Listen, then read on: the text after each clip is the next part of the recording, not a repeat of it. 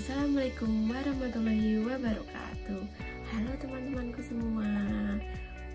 Yuk kita belajar mengenai integrasi sosial. Sebelum kita masuk ke materi integrasi sosial, alangkah baiknya kita saling mengenal dulu ya.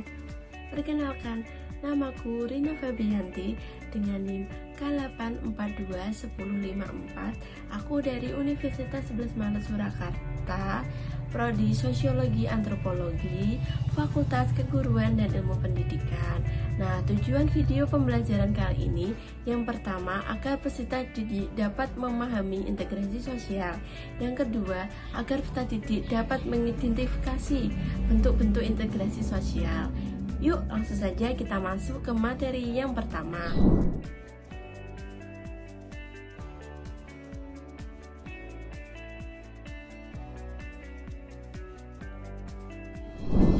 Materi yang pertama ada pengertian integrasi sosial. Teman-teman ada yang tahu nggak sih pengertian integrasi sosial itu apa? Menurut Kun Mayati dan Cucu Suryawati, integrasi sosial adalah proses penyesuaian unsur-unsur yang berbeda. Penyesuaian unsur-unsur yang berbeda tersebut meliputi perbedaan kedudukan sosial, ras, etnik, agama, bahasa, kebiasaan, sistem, nilai, dan norma.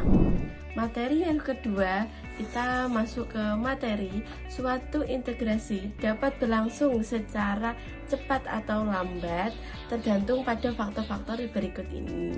Yang faktor pertama ada homogenitas kelompok. Dalam kelompok atau masyarakat yang tingkat kemajemukannya rendah, integrasi sosial akan mudah tercapai.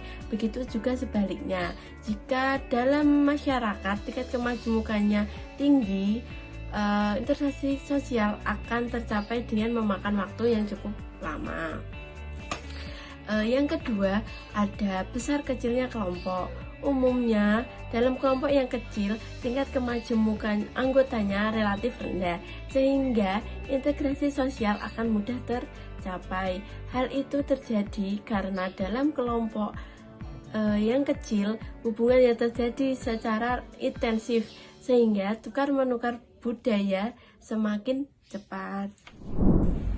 Selanjutnya kita akan belajar mengenai bentuk-bentuk dari integrasi sosial. Nah, bentuk yang pertama ada integrasi normatif. Integrasi normatif ini terbentuk karena adanya norma. Norma yang mengatur di masyarakat. Jadi norma ini biasanya mengatur tata cara kita di masyarakat. Nah, contoh dari integrasi normatif ini sendiri yaitu bangsa Indonesia yang disatukan dengan adanya Bhinneka Tunggal Ika. Nah, bentuk yang kedua ada integrasi fungsional. Integrasi fungsional ini terbentuk karena adanya fungsi-fungsi tertentu dalam masyarakat. Contoh dari integrasi fungsional ini yaitu integrasi masyarakat dalam pasar modern. Yang ketiga ada integrasi koersif, terbentuk karena berdasarkan kekuasaan yang dimiliki oleh penguasa. Contoh dari integrasi koersif ini yaitu perusuh yang mengacaukan acara berhenti karena adanya tembakan gas air mata dari polisi.